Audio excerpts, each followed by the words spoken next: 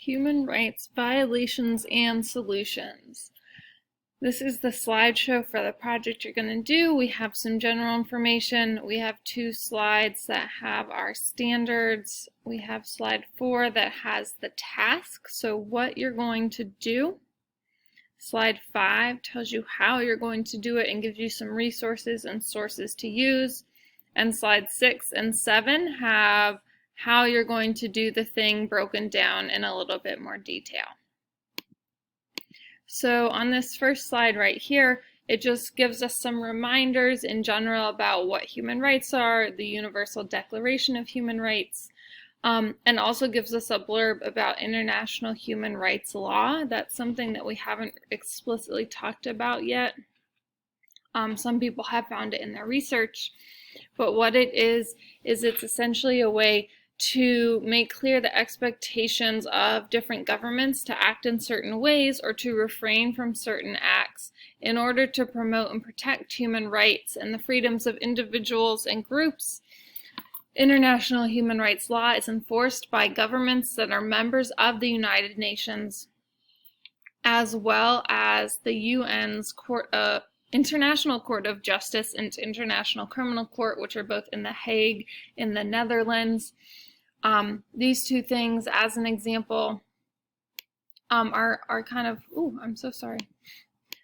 are run and organized by the United Nations as an example for what would kind of happen at the International Criminal Court or with the Court of Justice when leaders of the Nazi Party or members of the Nazi Party went on trial for events or occurrences in the genocide and war crimes of World War II and the Holocaust. They were tried at the International Criminal Court.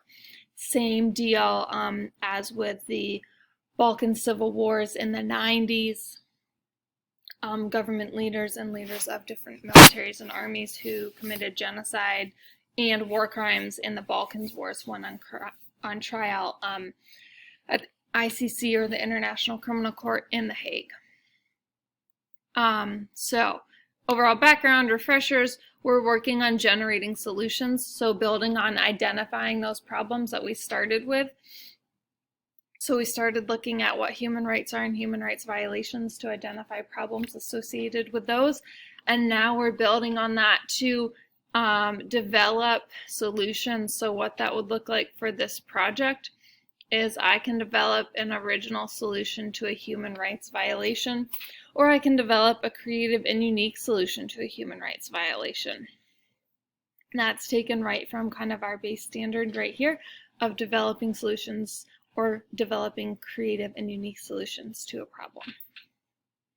We are also working on being able to show command of standard English, so capitalizing appropriately, punctuating appropriately, and using resources to correct spelling before writing for our literacy skill. What you are going to do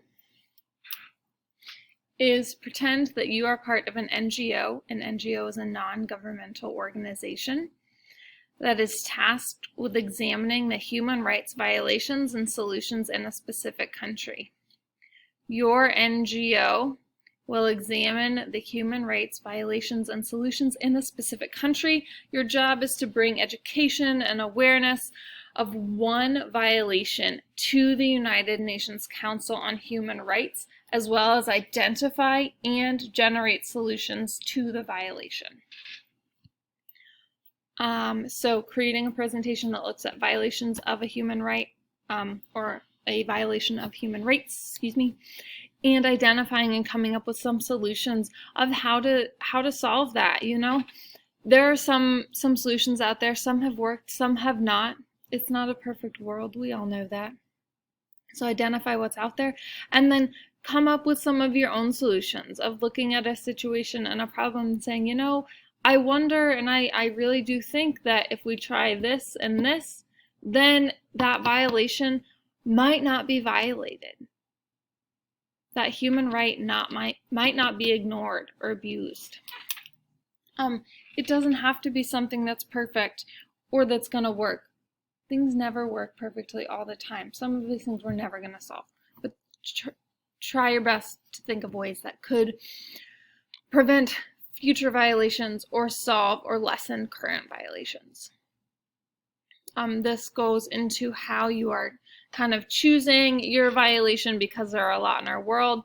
This bottom part goes over what should be in your presentation. You need to convince the UN Council on Human Rights. So you should have a presentation that has photographs, statistics, maps, specific and detailed evidence.